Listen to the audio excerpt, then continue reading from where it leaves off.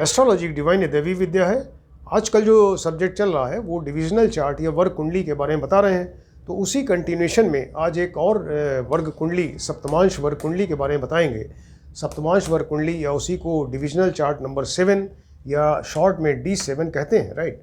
तो इसको बनाने के लिए पराशर ऋषि ने क्या किया कि एक राशि की जो 30 डिग्री वैल्यू है, 30 को उन्होंने 7 से डिवाइड किया। 7 से डिवाइड करेंगे तो वो आएगा 4 डिग्री 17 मिनट और 9 सेकंड, क्योंकि एक राशि में 30 डिग्री, एक डिग्री में 60 मिनट्स और एक मिनट में होते हैं 60 सेकंड। तो ये अगर आप 30 डिग्री को 7 से डिवाइड करेंगे तो ये वैल्यू आएगी 4 डिग्री 17 मिनट और 9 सेकंड। तो इस तरीके से जब 30 को 7 से डिवाइड किया तो 4 डिग्री 17 मिनट 9 सेकंड के 7 वर्ग बने, 7 वर्ग बनेंगे बराबर बराबर दूरी पे, और उन वर्गों को उन्होंने सप्तमांश कहा। इस तरीके से एक राशि यानी 30 डिग्री में 7 सप्तमांश बनेंगे और 7 सप्तमांश की वैल्यू जो होगी वो 4 डिग्री 17 मिनट 9 सेकंड होगी, राइट। इस तरीके से ये मान लीजिए कि यहाँ पर ये 0 डिग्री है और ये 30 डिग्री, मतलब पूरी एक राशि है। एक राशि में 7 से डिवाइड किया हमने तो 0 से लेके और 4 डिग्री 17 मिनट 9 सेकंड का पहला सप्तमांश बनेगा। 4 डिग्री 17 मिनट 9 सेकंड से 8 डिग्री 34 मिनट और 17 सेकंड के बीच में दूसरा सप्तमांश। इसी तरह से 8 34 17 से लेके और 12 डिग्री 51 मिनट और 25 सेकंड के बीच में तीसरा सप्तमांश, और 12 51 25 से 17 डिग्री 8 मिनट 34 सेकंड का चौथा सप्तमांश। फिर 17 8 34 से 21 25 42 21 डिग्री 25 मिनट और 42 सेकंड के बीच में पाँचवा सप्तमांश, और 21 25 42 से 25 डिग्री 42 मिनट और 51 सेकंड के बीच में छठा या सिक्स्थ सप्तमांश, और 25 42 51 से 30 डिग्री के बीच में 7वां सप्तमांश बनेगा। इस तरह से 4 डिग्री 17 मिनट और 9 सेकंड के इंटरवल पे बराबर बराबर दूरी पे 7 सप्तमांश बनेंगे। इस तरीके से उन्होंने बताया। अब उन्होंने ये कहा कि जो D1 यानी जन्म कुंडली में जो लग्न का भोगांश है या ग्रहों का भोगांश है, तो उन ग्रहों के भोगांश से और इस चार्ट की मदद से ये जो वर्ग बने हैं सप्तमांश, इनकी मदद से आप D7 कुंडली बना सकते हैं, यानी सप्तमांश वर्ग कुंडली बन जाएगी। तो उसके कैलकुलेशन के लिए उन्होंने एक कहा कि अगर वो 2 तरह की राशियां होती हैं, देखिए, एक विषम राशि, दूसरी सम राशि।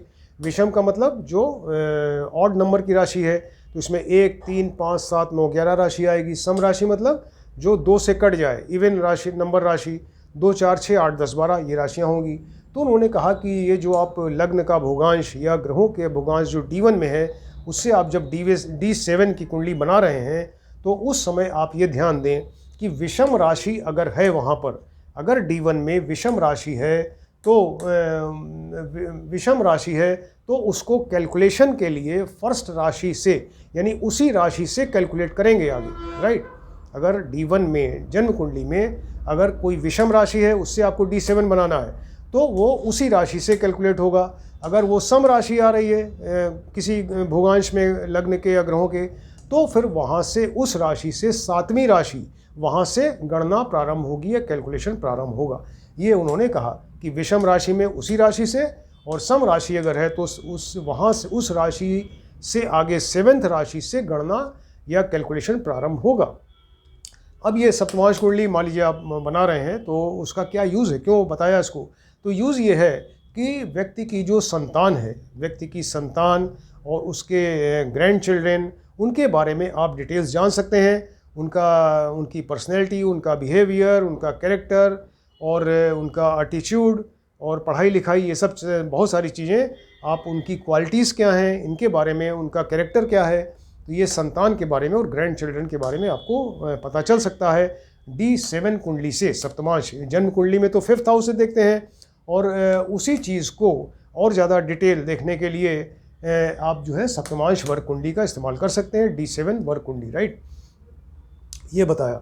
अब मान लीजिए कि ये जो कैलकुलेशन हमने आपको बताया, ये कैलकुलेशन करते हैं, यानी विषम राशि है तो फर्स्ट से, और सम राशि है तो 7th, वहाँ से 7th राशि से कैलकुलेशन करेंगे। तो अब ये चार्ट है। अब मान लीजिए कि ये D1 कुंडली से हमको D7 कुंडली बनानी है, राइट। D1 यानी जन्म कुंडली से सप्तमांश वर्ग कुंडली बनानी है। तो उसके लिए मान लीजिए, अभी एग्जाम्पल हम आपको बता रहे हैं कि D1 कुंडली यानी जन्म कुंडली में मान लीजिए कि लग्न है वहाँ लग्न का भोगांश है वो 6 राशि 16 डिग्री 40 मिनट है, राइट। जो वहाँ D1 कुंडली का लग्न का भोगांश है वो 6 राशि 16 डिग्री 40 मिनट। इसका मतलब क्या हुआ कि छठी राशि 6th राशि के आगे 16 डिग्री और 40 मिनट भी है। इसके मतलब क्या हुआ, 7th राशि हुई। इसका मतलब कि D1 कुंडली का जो लग्न होगा, ये देखिए D1 का जो लग्न होगा यहाँ पर 7 नंबर आएगा, राइट, क्योंकि 16 40 है, 6 के आगे है तो 7 नंबर यहाँ पर रखा जाएगा। D1 कुंडली में लग्न की राशि जो होगी 7th नंबर होगी। अब आपको बनाना है, इससे D7 का लग्न बनाना है तो क्या करेंगे कि ये आपको बताया कि ये विषम राशि आई 7th नंबर, तो विषम राशि में उसी राशि से कैलकुलेट करते हैं। अब चूंकि यहाँ 7th विषम राशि है, इसी से कैलकुलेशन होगा। तो अब ये देखिए 7th राशि आई, अब ये 16 40 इसके बाद है। 16 40 देखिए किस पार्ट में आता है, किस सप्तमांश में, तो 16 40 आप देखेंगे कि 12 डिग्री 51 मिनट 25 सेकंड से 17 डिग्री 8 मिनट 34 सेकंड के बीच का पार्ट जो है ये 16 डिग्री 40 मिनट आ रहा है, 12 से 17 के बीच में। तो ये 4th पार्ट है या 4th सप्तमांश है। तो क्या करेंगे कि वहाँ ये जो 7वीं राशि आई, ये 7वीं विषम राशि है, 7 के आगे 4 गिनिए क्योंकि ये 4th खंड में आ रहा है, 4th पार्ट में, तो 7 8 9 10 ये 10th राशि आ जाएगी, राइट। तो D7 की जो कुंडली होगी उसमें यहाँ लग्न में ये 10th राशि यानी मकर राशि आ जाएगी। इसका स्वामी जो है शनि हो जाएगा। तो देखिए यहाँ D1 में 7th राशि थी तुला राशि, उसका स्वामी शुक्र था। अभी जब D7 कुंडली बनेगी तो वही यहाँ पर ये 10 नंबर आ जाएगा, मकर राशि या कैप्रिकॉर्न, इसका स्वामी शनि हो जाएगा। अब मान लीजिए कि एक दूसरा एग्जाम्पल, ये D1 कुंडली में सूर्य है मान लीजिए, तो सूर्य जो है वहाँ पर 3 राशि 23 डिग्री 20 मिनट का है, उसका भोगांश ये है। 3 राशि 23 20 का मतलब क्या हुआ कि 3 के आगे 23 20, इसके मतलब चौथी राशि आ गई। चौथी राशि कर्क राशि, तो ये क्या है, सम राशि है। अब ये इन्होंने क्या कहा कि सम राशि में जो राशि आ रही है उसकी 7th राशि से कैलकुलेशन प्रारंभ करिए। तो ये सम राशि है, 4 नंबर आई, 4 के आगे 10 गिनिए, तो 4 5 6 7 8 9 10 11 12 1 आएगा। 4 के आगे 7 गिनना है।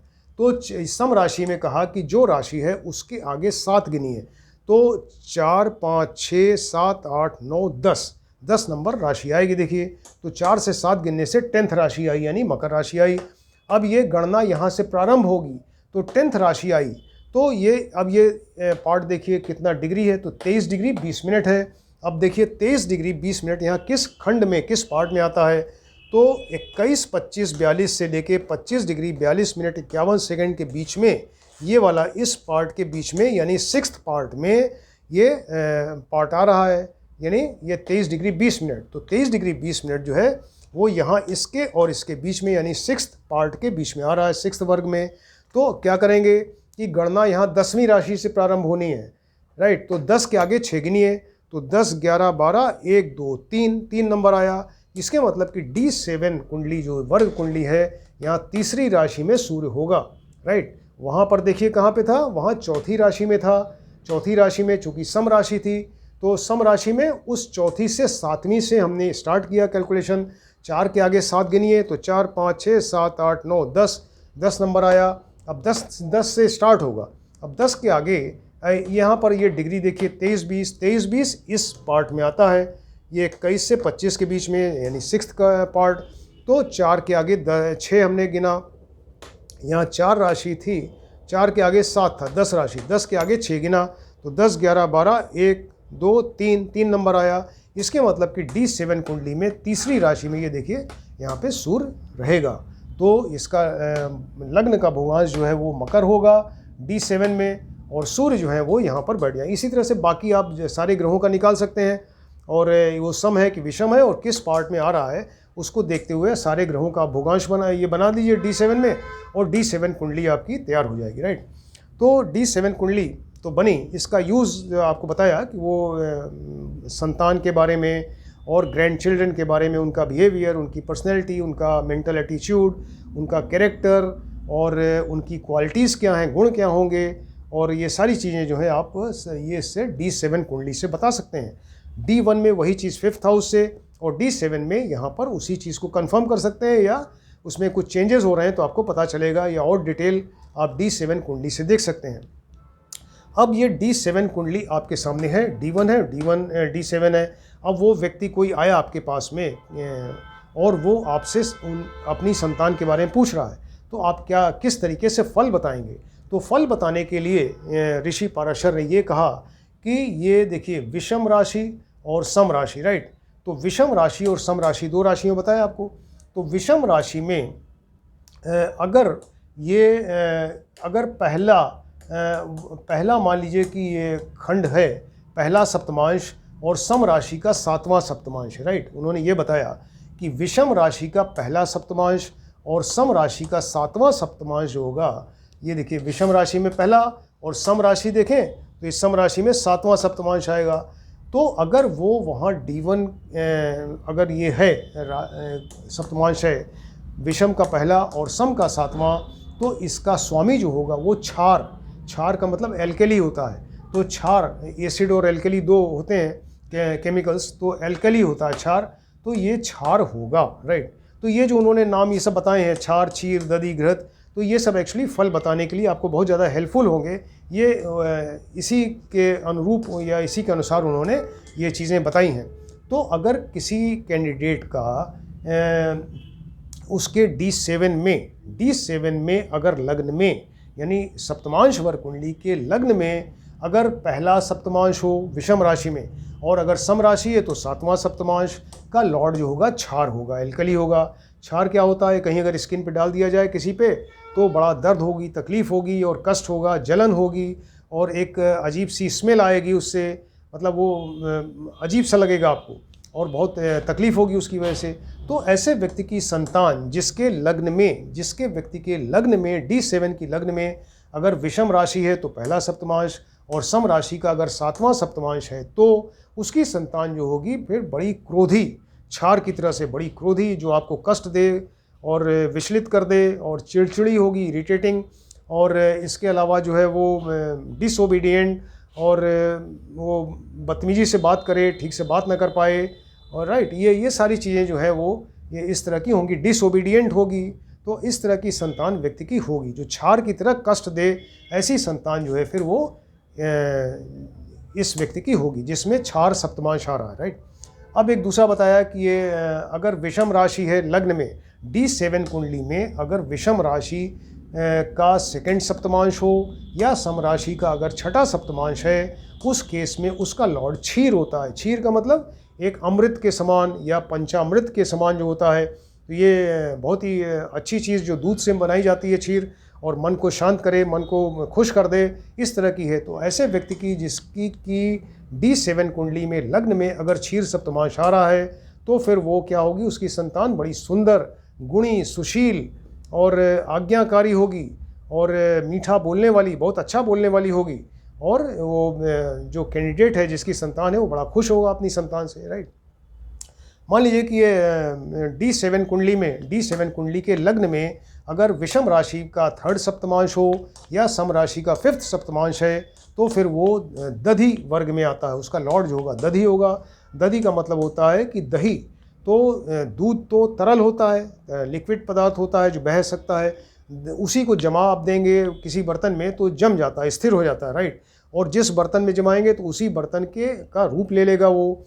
तो ये जो दधि की क्वालिटी है कि वो स्थिर रहता है और अपने आप को ढाल लेगा उस बर्तन के अनुरूप में, और वो टेस्ट में भी अच्छा होता है।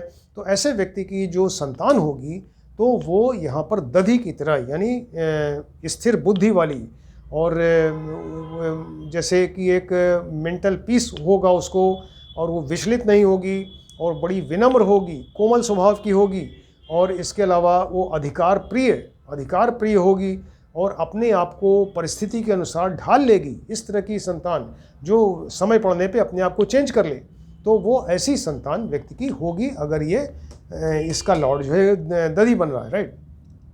नेक्स्ट कहा कि अगर विषम राशि D7 की कुंडली के अगर लग्न में ये 4th विषम राशि का 4th सप्तमांश या सम राशि का 4th सप्तमांश आ रहा है, दोनों का 4th, तो ये घृत होता है। घृत का मतलब घी होता है। घी जो है वो यज्ञ में यूज़ होता है। घी, देशी घी जो है वो अच्छा घी वो लिक्विड फॉर्म में वो और सामग्री के साथ मिला के यज्ञ में उसकी आहुति देते हैं, यानी उसको डालते हैं।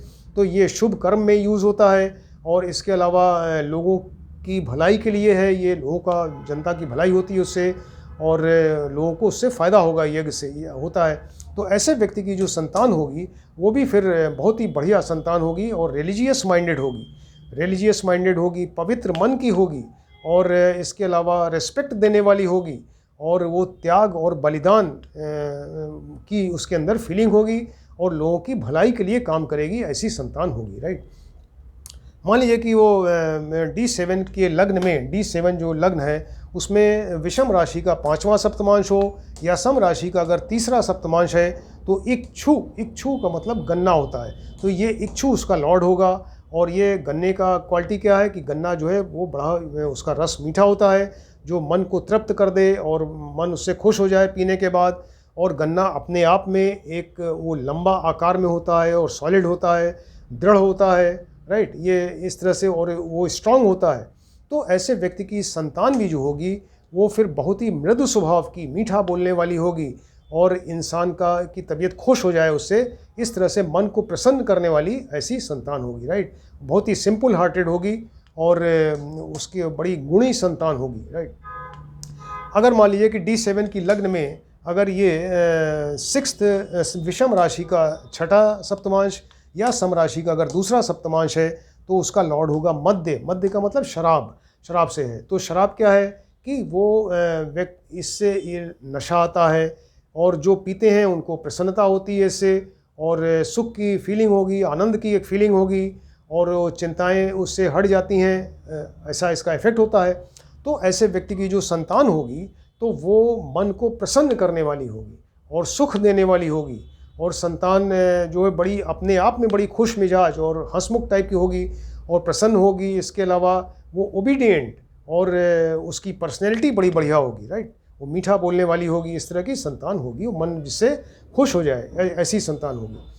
अगर मान लीजिए कि D7 के लग्न में, किसी व्यक्ति की D7 के लग्न में अगर विषम राशि का 7th सप्तमांश हो या सम राशि का अगर पहला सप्तमांश है तो उसका लॉर्ड होता है शुद्ध जल जिसमें कोई गंदगी नहीं है, वो अपने आप में प्योर है, शुद्ध जल पवित्र होता है।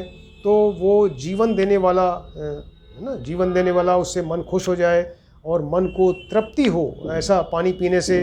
तो वो इस तरह की जो संतान होगी व्यक्ति की जिसमें शुद्ध जल अगर उसका लॉर्ड आ रहा है उसके लग्न में, D7 के लग्न में, तो फिर क्या होगा, ऐसी व्यक्ति की संतान जो है फिर वो रिलीजियस माइंडेड होगी, बेदाग होगी, निर्दोष होगी और बड़ी आनंद की फीलिंग हो उससे बात करने में या उसके बिहेवियर से, और परिवार में बड़ा धन, मान सम्मान और सुख, इन चीज़ों की वृद्धि करेगी, राइट। इसकी वजह से, संतान की वजह से इन सब चीज़ों की वृद्धि होगी, बढ़ेगी।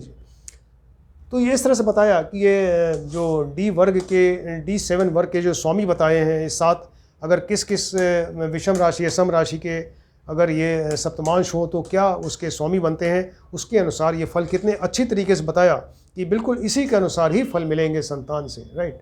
अब और भी कुछ चीज़ें बताई। मान लीजिए D7 का लग्नेश है, राइट, D7 बन गई आपकी D7 या सप्तमांश कुंडली। इसका लग्नेश मान लीजिए कि अगर वो विषम राशि में है, राइट, अगर D लग्न में मान लीजिए विषम राशि है, मान लीजिए D लग्न में अगर विषम राशि है यानी जो 2 से न कटे ऑड नंबर की राशि है और वो शुभ ग्रहों से युक्त दृष्ट हो, तो ऐसे व्यक्ति का फिर पुत्र होगा, राइट, विषम राशि से पुत्र होगा और वो पुत्र जो है बड़ा परिवार में सुख सुविधा और मान सम्मान बढ़ाएगा और वो पुत्र जो है उसका अपने आप में भी बड़ा धनी और मान सम्मान वाला होगा, राइट। मान लीजिए कि वो यहाँ पर ये विषम राशि है और वो जिसका लॉर्ड है, तो 1 मिनट, अगर मान लीजिए कि विषम राशि, राइट, हमने इसको पहले आपको बताया कि वो शुभ ग्रहों से युक्त दृष्ट है। मान लीजिए कि विषम राशि यहाँ पर है और वो अगर अशुभ ग्रहों से युक्त दृष्ट है, पाप ग्रहों से युक्त दृष्ट है, तो उसका उल्टा होगा, यानी जो पुत्र होगा वो फिर बड़ा ऐसा काम करेगा जिससे अपमान हो जातक का, उसका संतान का खुद का अपमान हो, मान सम्मान घटाए और उसकी वजह से धन की कमी हो और वो जो है मन दुखी हो जाए और एंग्जाइटी टेंशन हो, ये जिस व्यक्ति की संतान है उसकी वजह से, राइट। ये होगा। मान लीजिए कि यहाँ पर ये D7 कुंडली के लग्न में सम राशि है। सम राशि का मतलब 2, 4, 6, 8, 10, 12 कोई राशि बैठी है और वो शुभ ग्रहों से युद्ध दृष्ट है, तो ऐसे व्यक्ति की फिर वो कन्याएं ज़्यादा होंगी, उसकी कन्याएं ज़्यादा होंगी। और वो कन्या जो है वो फिर अगर वो शुभ ग्रह युद्ध दृष्ट हैं तो फिर उसकी वजह से वो मान सम्मान बढ़ेगा। और जो कैंडिडेट है जिसकी पुत्री है तो उसको बड़ा गर्व महसूस होगा अपनी पुत्री के ऊपर, और वो मान सम्मान और धन को बढ़ाने वाली होगी परिवार में, राइट। और वही अगर उल्टा हो जाए, मान लीजिए कि यहाँ सम राशि में वो अशुभ ग्रहों की युति दृष्टि हो जाए, तो फिर उस केस में फिर वो पुत्री की वजह से वो अपमान होगा, या फिर वो जातक बड़ा दुखी होगा, एंग्जाइटी, टेंशन, डिप्रेशन में जाएगा, राइट। ये चीज़ें हैं। अब मान लीजिए कि D7 कुंडली है, बहुत सारी चीज़ें इस तरह से बताई हैं पराशर ऋषि ने। मान लीजिए कि D7 कुंडली है, इसका लग्नेश आप देखिए, लग्नेश, तो लग्नेश अगर वो मेल ग्रह है, अगर लग्नेश मेल ग्रह का मतलब सूर्य, मंगल, बृहस्पति वगैरह इस तरह के अगर लग्नेश बनता है D7 कुंडली का, तो वो उसके व्यक्ति के ज़्यादा पुत्र होंगे, पुत्रियाँ कम होंगी और पुत्र ज़्यादा होंगे। अगर यहाँ पर D7 लग्न में मान लीजिए कि फीमेल प्लैनेट है जिसका लग्नेश है, यानी चंद्रमा है, शुक्र है, इस तरह के फीमेल प्लैनेट्स हैं, तो उसकी पुत्री ज़्यादा होगी, कन्याएं ज़्यादा होंगी, पुत्र कम होंगे, राइट। और अगर मान लीजिए कि D1 लग्नेश है, D1 लग्नेश जहाँ भी बैठे वेल प्लेस्ड हो और शुभ ग्रहों से युद्ध दृष्ट हो, तो ऐसे केस में फिर वो संतान बड़ी गुणी होगी और सुंदर होगी और बड़ी सुशील टाइप की होगी, और वो परिवार का मान सम्मान बढ़ाने वाली होगी। लेकिन अगर वही नीच राशि में बैठ जाए, शत्रु राशि में बैठ जाए और वो वेल प्लेस्ड ना हो, तो उस केस में फिर वो दुख और कष्ट देने वाली होगी, और व्यक्ति जिसकी संतान है तो वो व्यक्ति भी बड़ा दुखी, एंग्जाइटी, टेंशन में रहेगा, राइट। अगर मान लीजिए कि ये D1 का, ये D7 का जो लग्नेश है, ये अगर 6, 8, 12 में बैठ जाए, 6 नंबर, 8 नंबर, 12 में कहीं बैठ जाए, अशुभ ग्रहों से युद्ध दृष्ट हो और मतलब वो अच्छा बहुत ही ज़्यादा वीक हो, उस केस में फिर व्यक्ति जो है संतानहीन हो सकता है उसकी संतान ही ना हो, राइट। तो इस तरह से बहुत सारी चीज़ें ये पराशर ऋषि ने बताई हैं ये D7 कुंडली से रिलेटेड। तो आपको जब भी आप D1 कुंडली में, जन्म कुंडली में 5th हाउस देख रहे हैं, व्यक्ति की संतान के बारे में प्रेडिक्शन कर रहे हैं, तो आपको D7 कुंडली या सप्तमांश वर्ग कुंडली अवश्य देखनी चाहिए, और दोनों को मिलाकर तब जो आप फल बताएंगे वो बिल्कुल ऑथेंटिकेटेड सही फल होगा, और उसमें फिर कोई गलती नहीं होगी, राइट। इसको आप ध्यान से देखिए और स्टडी करिए। Thank you.